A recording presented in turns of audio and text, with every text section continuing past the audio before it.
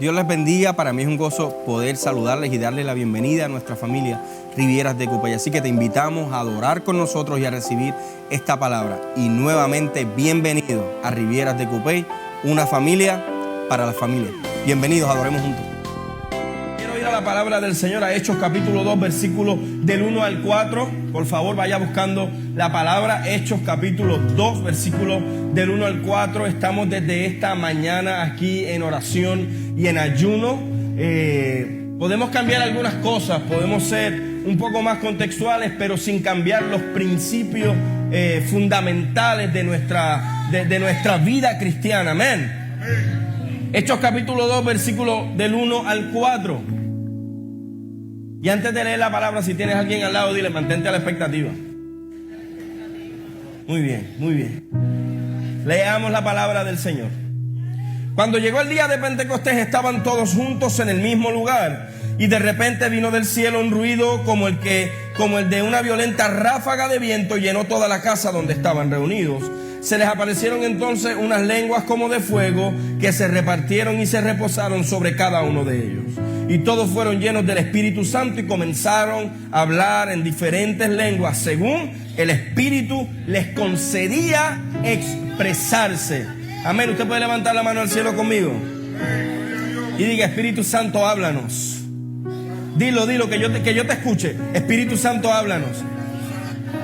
Espíritu Santo, háblanos. Espíritu Santo, llénanos.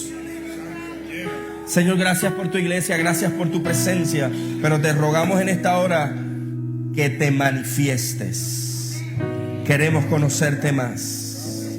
En el nombre de Jesús. Amén y amén. Ya le dijiste al que está a tu lado: mantente a la expectativa. Pero ¿qué tal si sales de donde estás? Ya tú sabes cómo es. Sal de donde tú estás. Sal de donde tú estás y dile a alguien: mantente a la expectativa. Saluda a alguien. Amén. Mantente a la expectativa. La expectación es importante dentro del servicio. No adoramos a un Dios que no se manifiesta. Adoramos a un Dios que se manifiesta, que se mueve, que responde a nuestro clamor, que responde a nuestras peticiones. Amén. Aleluya. Dile: mantente a la expectativa, mantente a la expectativa. Aleluya.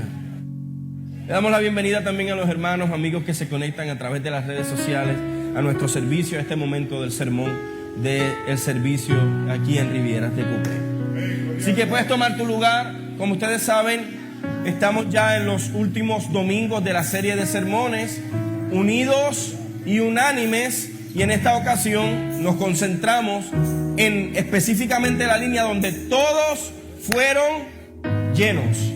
Dilo conmigo: todos. Todos. Y todo es, ¿verdad?, un absoluto, implica que todos fueron llenos. Así que en el día de hoy yo quiero comenzar el sermón diciendo que la unanimidad es efecto de una fe obediente. La pastora hablaba el domingo pasado sobre cómo la iglesia debe responder a la obediencia. Y algunos de ustedes podrían preguntarse: ¿por qué el pastor y ustedes deciden siempre predicar en series? Porque creemos que Dios también habla de esta manera y que tiene una línea de pensamiento específica para cada casa y para cada lugar. Así que esta fe obediente se genera cuando los discípulos de Jesús se encuentran con el Cristo resucitado. Escucha bien lo que te voy a decir. Cada persona que se encuentra con el Cristo resucitado tiene una experiencia que lo lleva a obedecer a ese Cristo resucitado. Así que es decir, la ruta del aposento alto la dicta y enciende el testimonio del resucitado. Nadie viene al Señor porque tú muestras que eres bueno.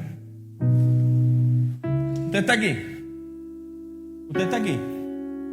Y yo he dicho en otras ocasiones que hemos confundido el testimonio del evangelio con el testimonio de la gente. Voy a invitar a tal predicador porque ese predicador mató a un montón de gente, vivía en un caserío, y entonces eso es evangelismo. Eso no es evangelismo.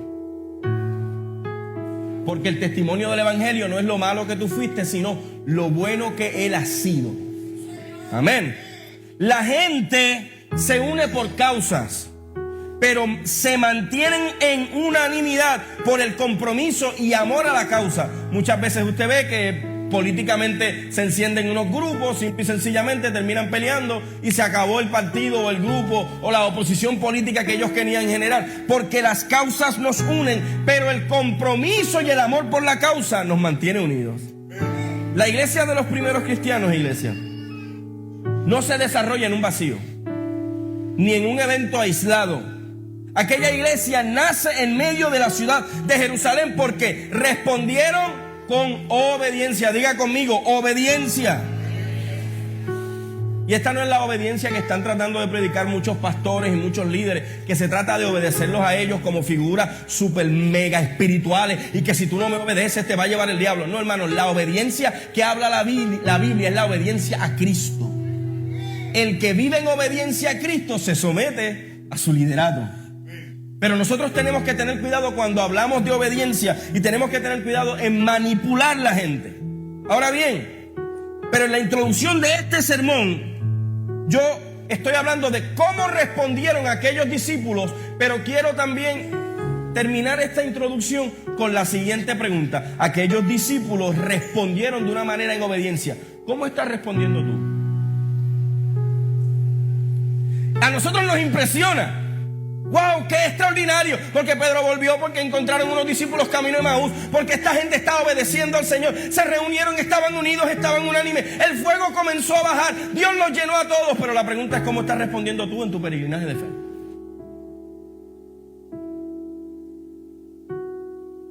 No nos cuesta nada levantarnos temprano para ir al trabajo, pero nos cuesta todo para venir a orar por la mañana.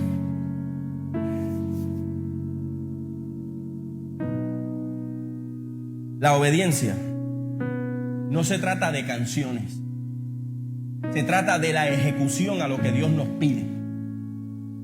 Y alguien aquí podría decir: no, es que la humildad. Cuando tú no puedes ser obediente es porque no eres humilde. Humildad no es lavar los pies de alguien solamente. Esa no es la verdadera humildad que mostraba Cristo. La humildad de Cristo, lo que Él presentaba era que ahora yo hago lo que no quiero y estoy en obediencia aunque me duela. Pasa de mí esta copa, Señor. Ese grupo de personas en el aposento alto era gente llena de fe y esperanza. Cuando la Biblia menciona todos, está haciendo énfasis en que el Espíritu Santo no trabajó con objetivos individualistas o sectarios. El Espíritu Santo no escogió a los que se veían lindos, o los que se peinaban para el lado, o los que tenían el pelo negro o el pelo rubio, o los que eran más delgados, o los que corrían bicicleta, o los que corrían sin bicicleta, o los que eran más fit. No, el Espíritu Santo los llenó a todos. Si solo los judíos hubieran sido llenos, se hubieran gloriado. ¿Ve? El Señor no quiere más ninguna raza. Si hubieran sido los puertorriqueños, hubiera sido peor que los judíos. Porque nosotros los puertorriqueños pensamos que somos el centro del mundo. Si hubieran sido los gentiles, hubieran dicho: ve, es que Dios no quiere a los judíos. Pero qué bueno es saber que en el aposento alto todas las barreras étnicas se rompieron y la presencia del Señor descendió sobre todos. ¿Y sabes qué me encanta del aposento alto y de lo que ocurrió allí? Que el Espíritu Santo no estaba buscando héroes, no estaba buscando heroínas, no estaba buscando los superdotados para usarlos. ¿Dónde está la gente perfecta para que Dios use? Es que Dios no te usa porque tú eres bueno, Dios te usa porque Él es bueno. Dios no te usa por ti, Dios te usa a pesar de ti. Y cuando tú y yo entendemos esto, podemos también entender que Dios estaba buscando una comunidad marcada por el quebrantamiento que produce la oración. ¿Y cómo vamos a ser llenos? ¿Cantando todo lo que canta Hillsong? ¿O todo lo que canta Elevation Worship? ¿O todo lo que canta yo no sé qué? Mira, hermano, vamos a darnos de falacia. Los modelos no atraen al Espíritu Santo, pero un corazón quebrantado es otra cosa. Yo he estado en lugares en África donde he visto gente sin ningún instrumento y allí el Espíritu Santo desciende. No hay modelo, no hay Elevation, no hay Hillsong, no hay nada. Solamente hay un corazón quebrantado. ¿Usted está conmigo? Gordon Fee, uno de los teólogos pentecostales más importantes, murió hace algún tiempo. En su libro Exégesis del Nuevo Testamento dice lo siguiente: que la exégesis busca contestar la siguiente pregunta: ¿qué quiso decir el autor original del texto? Por lo tanto, hoy yo quiero cuestionarme por qué Dios los llenó a todos y no escogió los mejores. ¿Por qué Dios no escogió los mejores? ¿Por qué Dios no escogió a la gente que cumplía con todas las cosas que a lo mejor Él requería? Miremos detenidamente los hechos que acontecieron, específicamente en el capítulo 2 del libro de los Hechos, y también podríamos hablar un poco del capítulo 1 del mismo libro. Primero, el resucitado retoma la promesa del bautismo o envío del Espíritu Santo. Segundo, la gente en medio del sufrimiento, de la pérdida de su maestro. ¿Sabes qué hace la gente en medio del dolor? No solo lloraban, se abrazaron a la esperanza. ¿Por qué aquella gente fue llena? Porque no perdieron la fe de que el resucitado enviaría al que prometió. Aleluya. Luego se produce un ruido que se describe como un viento o un huracán, algo que responde al patrón bíblico del viento o al aleteo del Espíritu. Ante la oración de aquella comunidad, escuche bien, se generó un ruido que interrumpió lo habitual. La iglesia no está llena del Espíritu Santo porque está llena de gente. La iglesia está llena del Espíritu Santo porque la gente que está en el templo sale. Y usted escuchó que oraron por los misioneros este domingo. Y alguien podría decir: hoy no es culto misionero, aquí todos los domingos se va a orar por los misioneros. Intencionalmente vamos a hacer una familia misionera. Vamos a movilizarnos hacia eso. La iglesia llena del Espíritu no es solo la que habla en lengua o la que le pone las manos a la gente y la gente se cae para atrás. También es la iglesia que sabe abrazar al quebrantado y que sabe estar con los que nadie quiere estar. La llenura del Espíritu cambia ambientes y el resto de la historia también la cambia. Alfred declara en un libro que se llama La fuerza del Espíritu de Dios que ese Espíritu que acaba de descender sobre aquellos discípulos empuja a los discípulos a hablar, y también el que los empuja a hablar le da forma al contenido de sus palabras. Es decir, la iglesia no habla lo que le da la gana. La iglesia no predica como le da la gana. La iglesia no vive como le da la gana. La iglesia no se rige al gusto del pastor o del líder. La iglesia está dirigida por el poder del Espíritu Santo que descendió, se derramó, llenó a la gente, específicamente en el acontecimiento de Hechos 2. Deja que el Espíritu Santo le dé forma al contenido de lo que hablas. Pero ahora quiero ir a unos asuntos críticos, específicamente de la iglesia de hoy. Después de leer todo esto y de ampliar y de ver todas estas cosas tan extraordinarias, tenemos que ver que, sin embargo, a todo lo que hemos visto y tan lindo y el poder del Espíritu, haciendo una evaluación de la vida de la iglesia en el mundo occidental que somos nosotros, yo creo que la iglesia está infectada por dos virus. Toca a alguien y dile: dos virus. El virus de la todología y el virus del selfie. ¿Está conmigo? ¿Qué es la todología? Pues eso es el término que se inventó el pastor. La ciencia de todo. La todología. Saben de todo, sin leer nada. Saben de todo sin escuchar a nadie. ¿Tú sabes qué hacía la iglesia del libro de los Hechos? Tenía la sabiduría del Espíritu, pero también le daba importancia a la escritura que había. No había la Biblia que nosotros tenemos hoy, pero ellos tenían la Torá. Y luego a esa iglesia que siguió creciendo le dio importancia a la didaché, que fue lo que escribieron los apóstoles, las enseñanzas. Y iban creciendo y seguían enseñando lo que los apóstoles les decían. La todología propone el debate intelectual sin educación formal. ¿Y sabes cuál es el problema de la todología? Que lo que propone es un debate sin ánimos de edificar. Si tú estás debatiendo y estás discutiendo un tema teológico para ganarlo, tú no estás entendiendo para qué se creó la teología. La teología no se crea para que tú seas más inteligente, se creó para el conocimiento de Dios. Escuche bien, el debate sin ánimos de edificar se ha convertido en el día a día de la teología. Usted no ha entrado a Facebook, los teólogos de Facebook. ¿Usted ha visto los teólogos de Facebook? No se han leído ni un libro, pero saben todo. Los todólogos. No es que yo vi algo en YouTube. Escuche bien. Todos desean saber. El problema no es saber, el problema es que queremos saber, pero no para predicar a Jesús, sino para predicarnos a nosotros mismos. Por otra parte, también queremos parecer intelectuales. Ese virus de la todología está arruinando la iglesia poco a poco. Y está creando la desunidad. ¿Por qué yo estoy hablando de esto? Porque para que todos seamos llenos, tenemos que tener unanimidad. ¿Está conmigo aquí? Escuche bien. La todología arruina la unidad y la unanimidad. Nos invita, usted sabe cuando dice, no, usted está en modo pelea. Pues la todología nos invita al modo debate.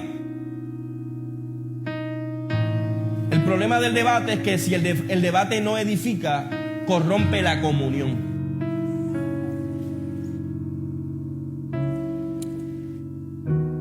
Pero por otra parte está el segundo virus.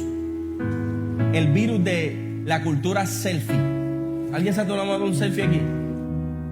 Yo no estoy hablando del problema que el selfie es pecado, no me malentiendan. Lo que yo estoy diciendo es que la cultura selfie ha infectado la iglesia de tal manera, y esto lo escuché por primera vez del doctor y el pastor Lucas Leis, de cómo nosotros podemos buscar adeptos, cómo la gente nos puede seguir a nosotros. ¿Y sabes qué me encanta del aposento alto? Que allí no estaba Pedro diciéndole a Juan, yo voy a hablar lenguas primero que tú para que tú veas cómo la gente, yo me voy a grabar, me voy a subir a Facebook, me voy a poner en Instagram para que la gente me quiera, para que la gente me siga. Y ese es el problema de los predicadores de hoy. Porque el pastor no invita a muchos predicadores porque desconfío de ellos. Sencillo. Y aquí a la iglesia, los que predicamos, venimos para edificar al pueblo y no para impresionar a nadie. La cultura selfie nos lleva a publicar cosas para ser seguidos y no para buscar que otros sigan a Jesús. Sobre esto el evangelio y la unanimidad se tratan de a quién predico, no de predicarme a mí.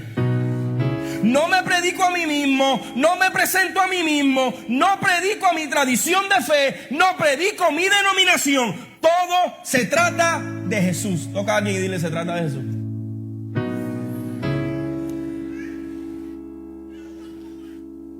¿Por qué es tan importante hablar de esto y hacer una crítica a la iglesia? Porque en el libro de los Hechos, la cultura selfie no es lo importante.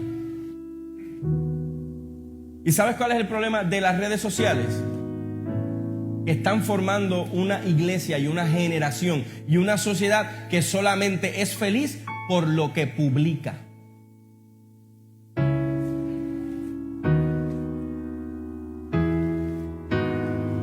En el aposento alto no hubo un debate de quién habló más lenguas, sino la esperanza comunitaria que a pesar de que somos distintos podemos estar en unanimidad.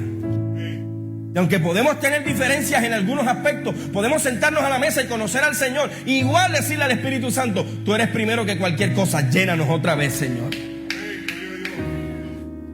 Todos tenían unidad de propósito. Más allá de la unidad física, la unidad siempre se puede. Escuche bien, usted sabe lo que es la palabra no, disimula. Por ahí viene alguien, disimula. Usted ha escuchado eso, ¿verdad? La unidad se puede disimular. Y yo he visto un montón de pastores y compañeros, no, yo te amo, te quiero. Yo sé que no.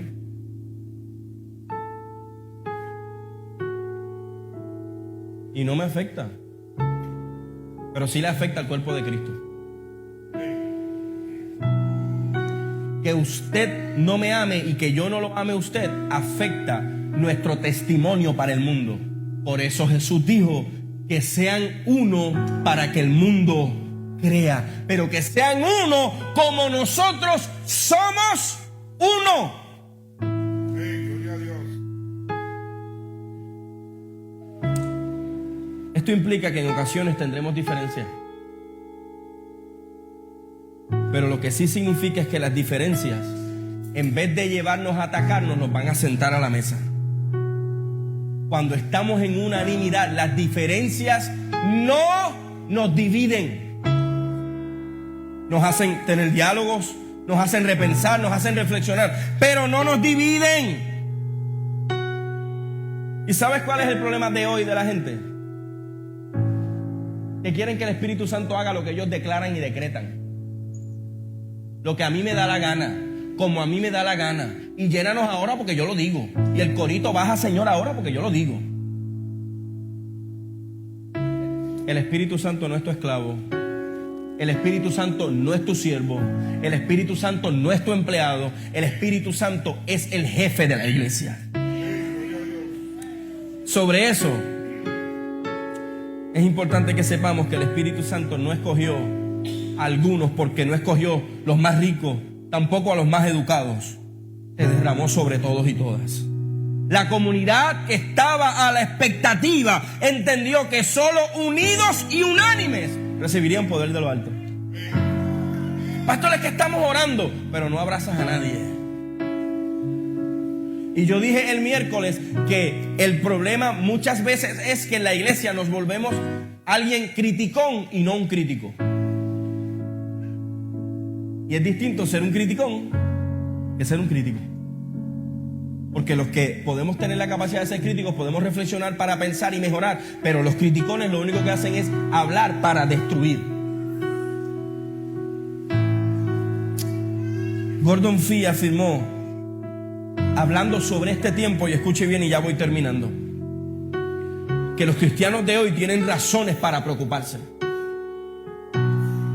Un mundo cada vez más secular, individualista, relativista, y ya se ha calificado desde la década de los 60 como un mundo post-cristiano, y ahora se le llama post-moderno. ¿Sabes qué dice el mundo y cómo ve la iglesia? Que la iglesia es un grupo de personas irrelevantes. Y en el mejor de los casos, nos dicen que somos un grupo prehistórico. Iglesia, escuche bien, por favor. Nuestra relevancia no depende solamente de la contextualización que hablábamos el miércoles. Depende primero de la llenura del Espíritu Santo. En realidad, la obra del Espíritu Santo en todos imparte la capacidad para predicar con poder y también para transformar. Hoy el Espíritu Santo nos llama a romper con el individualismo disfrazado de ética. Yo no he visto gente que parecen muy éticos, pero en realidad detrás de la ética hay otras intenciones. Todos fueron llenos, iglesia. Significa que sin importar quiénes y cómo eran, nadie se quedó fuera del fuego. Todos estaban encendidos. Sin importar las diferencias y las cosmovisiones, había que ser llenos para recibir poder. Somos distintos, pero estamos unidos. Somos distintos, pero estamos llamados a vivir en unanimidad. Como pastor y líder, muchas veces yo recibo expresiones como: pastor, hay que hacer esto o lo otro. Todo el mundo sabe lo que hay que hacer. Pero hoy yo les digo,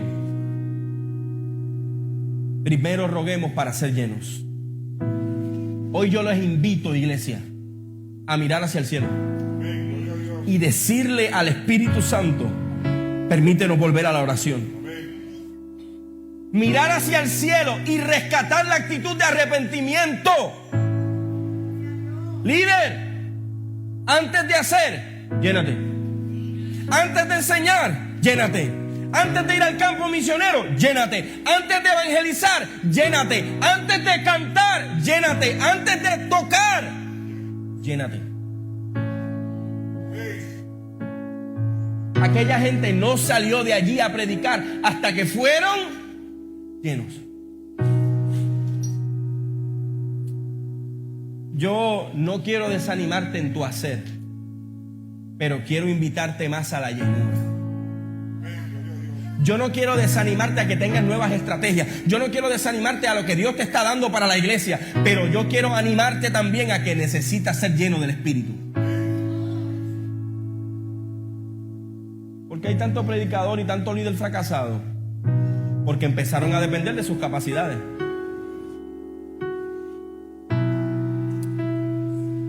En conclusión, iglesia, el derramamiento del Espíritu significa que Dios había cumplido su promesa de morar una vez más entre su pueblo. Y hoy aquí juntos debemos salir con el mismo grito a voz en cuello, que nuestro corazón ruegue al Espíritu: quédate con tu iglesia. A pesar de lo que estamos viviendo, quédate con nosotros, quédate en medio de nosotros, muévete en medio de nosotros.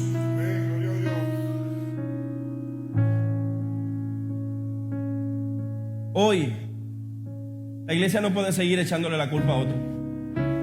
No es que el diablo, mire hermano, piensa el diablo está ocupado con su plan.